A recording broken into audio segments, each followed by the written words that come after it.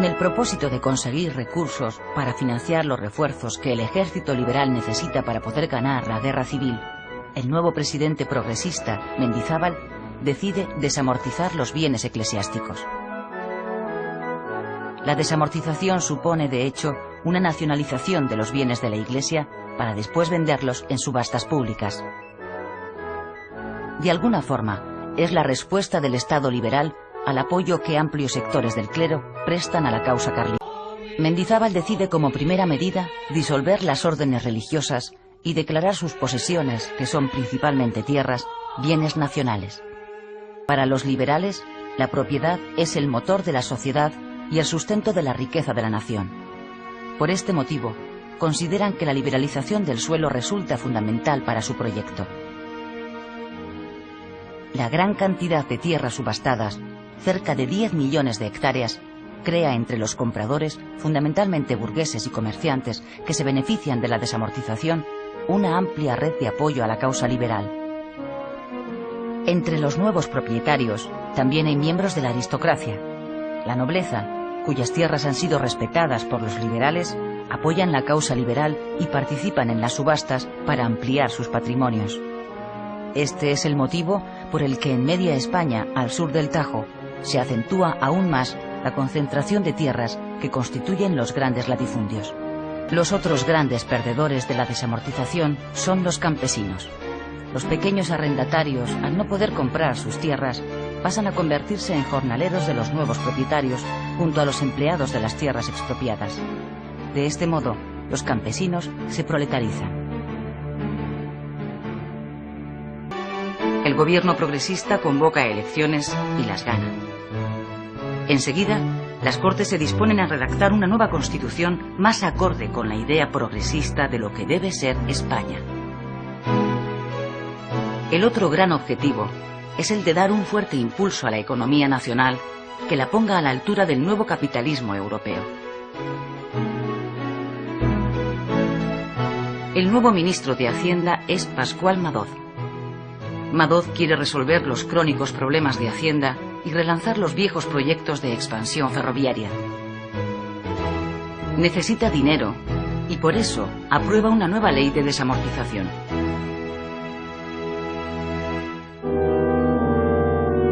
Con la desamortización de Madoz se nacionalizan y subastan sobre todo las tierras comunales de los municipios, pero también los bienes que todavía le quedan a la Iglesia después de la desamortización de Mendizábal.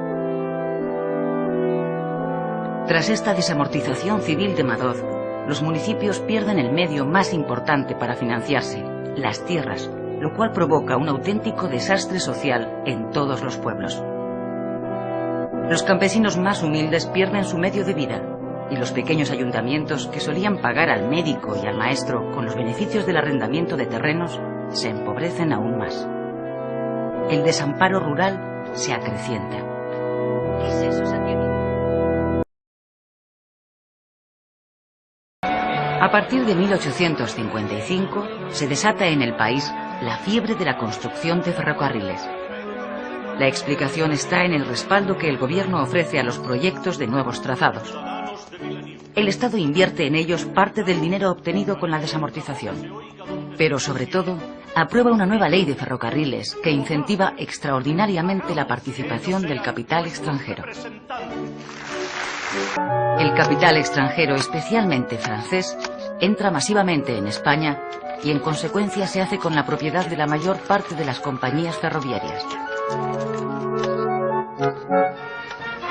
La inauguración del ferrocarril de Gijón a Sama de Langreo empiezan a repetirse poco a poco en toda España.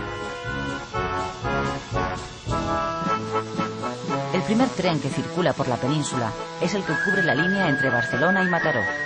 Es inaugurado en 1848. Aunque el ferrocarril llega con casi 20 años de retraso, su desarrollo va a resultar vital, tanto para la vertebración de las tierras de España, como para que el país logre dar el salto de una economía local muy atrasada a otra de integración nacional más acorde con los tiempos. Desde el gobierno, muy interesado en la implantación del ferrocarril, se aprueban leyes para favorecer su desarrollo. En 10 años, entran en funcionamiento más de 5.000 kilómetros y 2.000 más están en obras.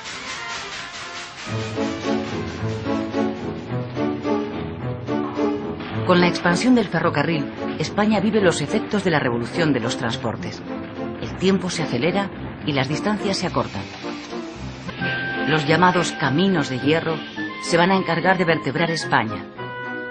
El ferrocarril provoca la expansión real del comercio español porque establece una rápida comunicación entre todas las regiones. Además, permitirá una mayor movilidad de la población. Pero los dos sistemas, el tradicional y el moderno, convivirán largos años, dadas las dificultades que la orografía española presenta para extender el ferrocarril por todo el país.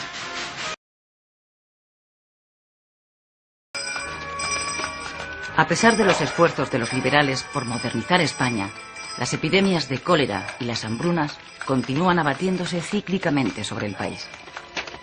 En 1855, el cólera se lleva por delante a miles de españoles. La esperanza de vida al nacer no llega entonces a los 30 años de media.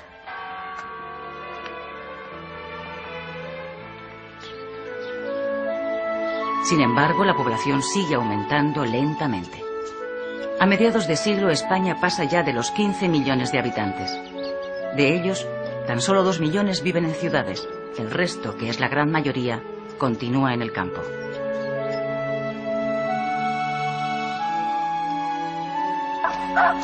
Es en esta época cuando se inicia la emigración del campo a la ciudad.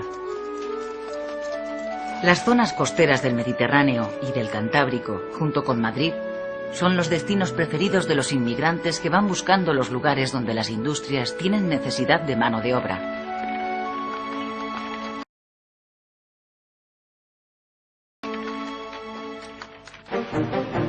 Con la creación de un mercado nacional, gracias al ferrocarril, y con la aplicación del vapor a los telares mecánicos, empieza a desarrollarse en Cataluña una importante industria textil.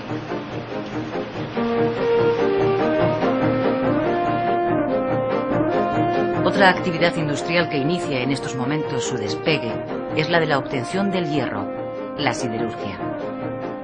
Aún se pueden ver en Marbella, Málaga, restos de lo que fueron los primeros altos hornos, alimentados por madera, que se instalan en España. Años más tarde, cuando el carbón sustituye a la madera, la actividad siderúrgica se traslada a Asturias y a Vizcaya.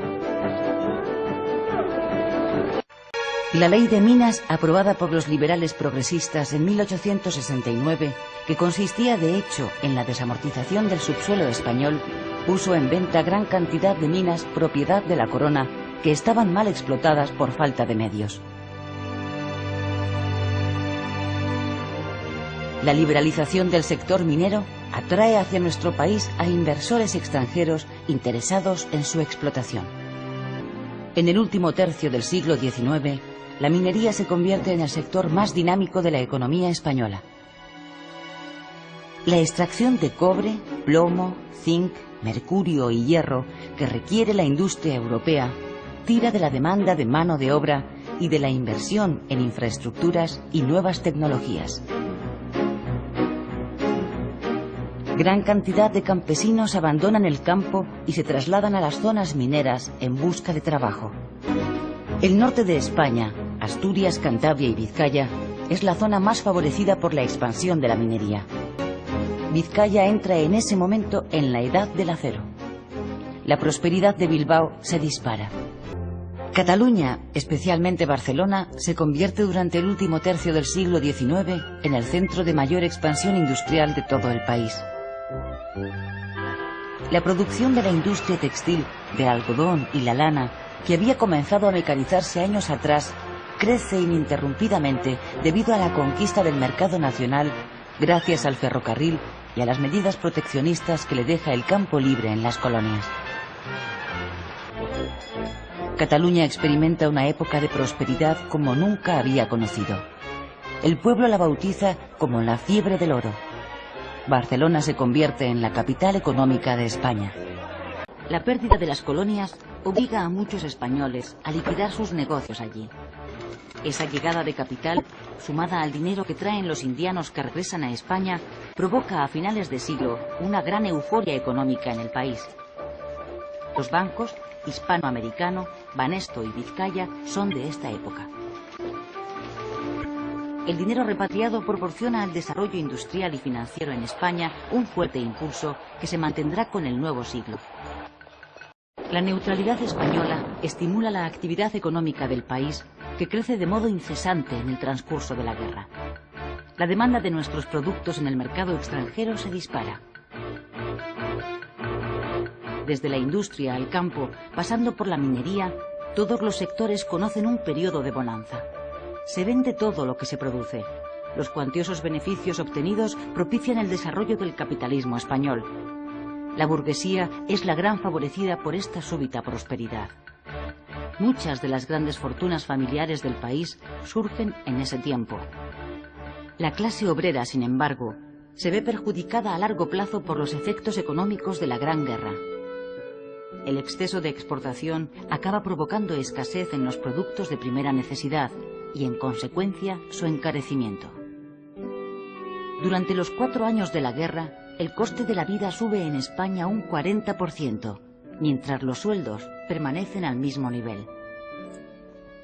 La España sobre la que Alfonso XIII va a reinar es un país atrasado, con cerca de 19 millones de habitantes que luchan cada día por su difícil supervivencia.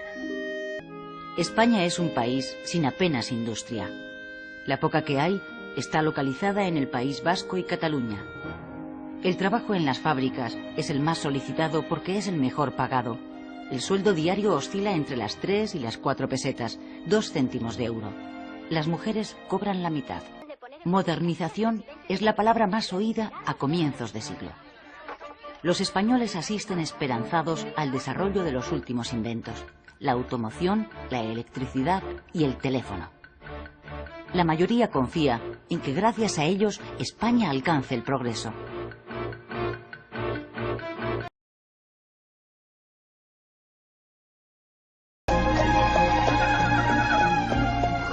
Con el régimen liberal consolidado, la burguesía se convierte en la nueva aristocracia de la sociedad. Por lo que se refiere a la nobleza, aunque ha perdido parte de su poder, ha salido muy bien parada de la revolución liberal. Ha conservado intactas sus propiedades rurales y en muchos casos las han incrementado. Los nobles únicamente han perdido sus viejos derechos medievales. Además, su prestigio social no solo se mantiene, sino que resulta altamente apreciado por la nueva burguesía.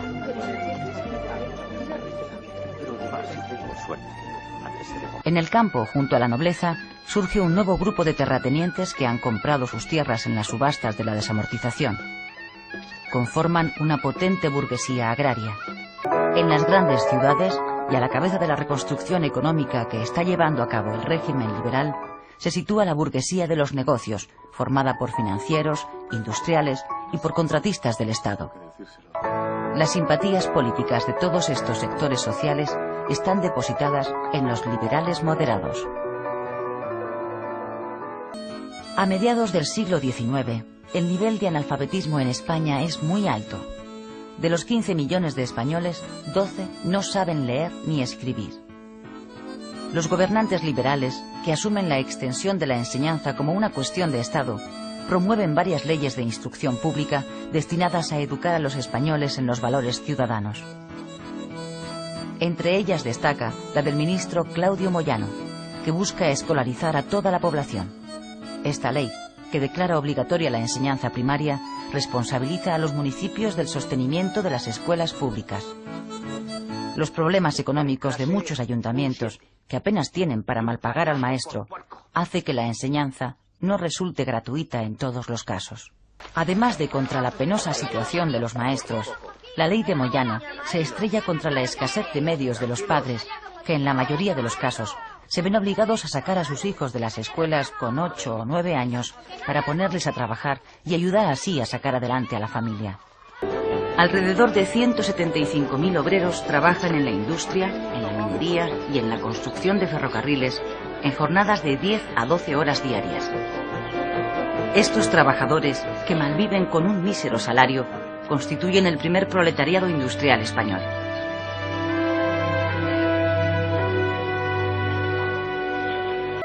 El desarrollo de la industria provoca una mayor demanda de mano de obra. La clase obrera, que aumenta sin parar, se nutre de campesinos que abandonan el campo y se establecen en barracones o chabolas en torno a las ciudades industriales y las zonas mineras. La ausencia de las más mínimas condiciones sanitarias en estos poblados, unida a la insuficiente alimentación y al hacinamiento, traen enfermedades y epidemias que se ceban en la población. La vida de los obreros en las fábricas y minas es extremadamente dura. La jornada de trabajo está en torno a las 12 horas, con un jornal de 3 a 5 pesetas diarias, de 2 a 3 céntimos de euro. Estos jornales, a pesar de triplicar a los del campo, no llegan para mantener a una familia. Por eso todos sus miembros, incluidos los niños, tienen que trabajar para pagar, entre otras cosas, el alto alquiler del cuartucho o del barracón, donde los padres viven hacinados con los 5 hijos que tienen de promedio. En poco tiempo, el país se puebla de órdenes religiosas, muchas de ellas venidas de otros países europeos, que abren colegios dedicados a impartir enseñanza primaria y secundaria, sobre todo a los hijos de la burguesía. Un grupo de catedráticos expulsados de la Universidad de Madrid por defender la libertad de cátedra, encabezados por Francisco Giner de los Ríos, funda la Institución Libre de Enseñanza que tiene su sede en este edificio. Su objetivo es impartir una enseñanza no dogmática bajo el principio de libertad y el cultivo de la ciencia, encaminada a formar a la élite necesaria para la modernización de España. El cambio social más importante que tiene lugar en el siglo XX en España empieza a producirse desde los primeros años y se mantendrá hasta la década de los 70. El desplazamiento de la población desde el campo a las ciudades, huyendo de la miseria. El mundo rural permanece estático, atrapado en el pasado, pero las ciudades crecen y se transforman. Ni siquiera la reindustrialización del país permite que haya trabajo para todos. Miles de hombres y mujeres se ven en la necesidad de emigrar al extranjero en busca de un modo de vida. Durante el reinado de Alfonso XIII, 2,5 millones de españoles emigran a Argentina, Uruguay, Chile y otros países de América. Los sucesivos gobiernos han ido poco a poco poniendo en pie una legislación social destinada a paliar las malas condiciones de vida de la clase obrera. En 1908 se ha regulado el derecho a la huelga y se ha creado el Instituto Nacional de Previsión, origen de lo que serán las pensiones. Sin embargo, ni las empresas ni sus patronos cumplen esas leyes. Las condiciones de trabajo siguen siendo extremadamente duras y el nivel de vida de la clase obrera es crítico. Los conflictos y las huelgas son cada vez más frecuentes. En 1855 se produce en Barcelona la primera huelga general, promovida por los trabajadores textiles que reclaman libertad de asociación y una jornada laboral de 10 horas.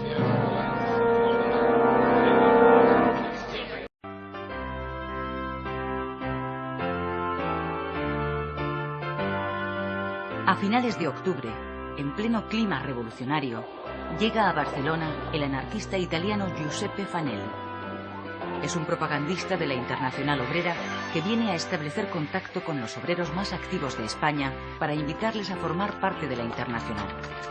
La Asociación Internacional de Trabajadores había sido fundada en 1864 en Londres y se extendió inmediatamente por varios países de Europa. Era la primera respuesta obrera, unificada y coordinada contra la explotación laboral practicada por el capitalismo liberal. Nació con la voluntad de cumplir 3 grandes objetivos: reforzar el sindicalismo de clase, consolidar la huelga como instrumento para lograr abolir la propiedad privada e implantar el socialismo. Dentro de esta primera internacional conviven 2 tendencias, la anarquista y la marxista. El 2 de mayo de 1879, en este salón de la Fonda Casa Labra de Madrid, se reúnen los 25 miembros fundadores del Partido Socialista Obrero Español. 16 tipógrafos, 4 médicos, 2 plateros, un doctor en ciencias, un marmolista y un zapatero. El tipógrafo Pablo Iglesias les ha convencido de la necesidad de pasar a la acción fundando un partido, el PSOE. Todos ellos pertenecen a una de las dos tendencias en que se ha dividido la Internacional Obrera, la marxista. La otra es la anarquista. En su programa fundacional defienden la abolición de clases, la socialización de la propiedad y la ocupación del poder político por la clase trabajadora.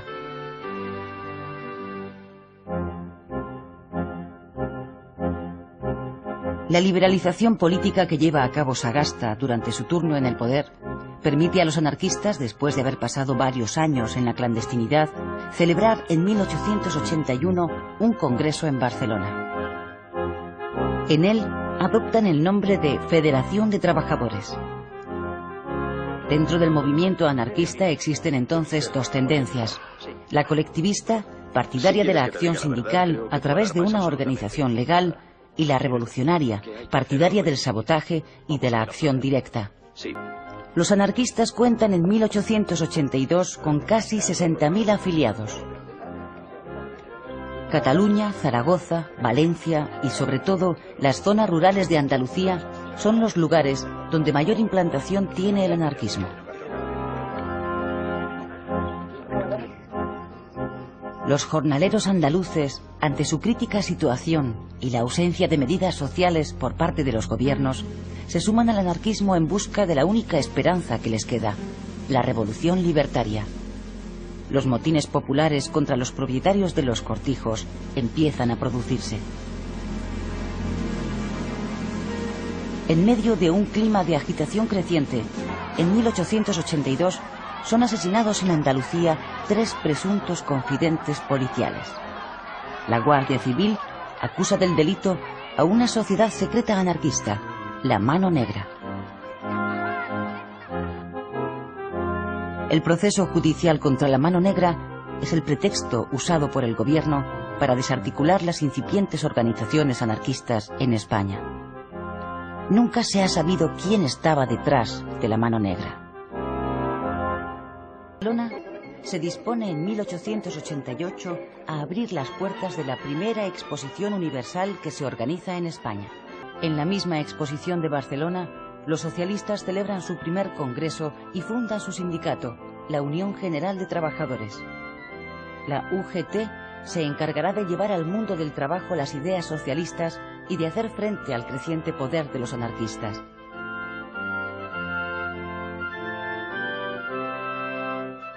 En 1890, los socialistas celebran por primera vez el 1 de mayo.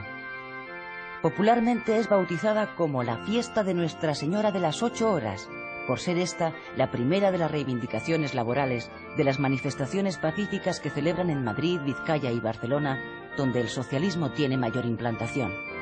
Cuando España entra en la última década del siglo XIX, nuestro régimen político está ya a la altura de los países avanzados de Europa. Con el Partido Liberal de Sagasta se han hecho realidad las aspiraciones de la Revolución Democrática del 68. Sufragio universal masculino, libertad de expresión en la prensa y en la universidad, libertad para asociarse y juicios con jurado. Pero quedan aún por resolver dos importantes problemas: el falseamiento de la voluntad popular a manos del caciquismo y las necesidades sociales de los más débiles del sistema, la clase obrera. Barcelona, 1893. Como cada año, la temporada de ópera en el Liceo se abre en noviembre. El año que está a punto de terminar ha sido especialmente trágico para los barceloneses. 14 bombas han estallado en la ciudad.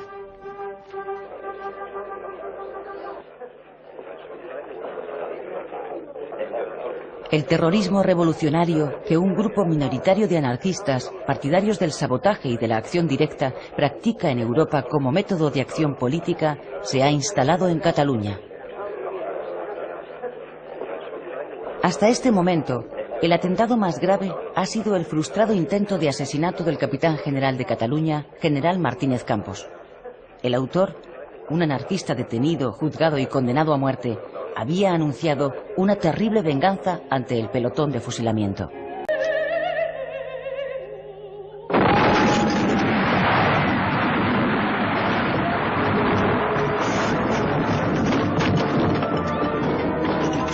22 muertos y decenas de heridos.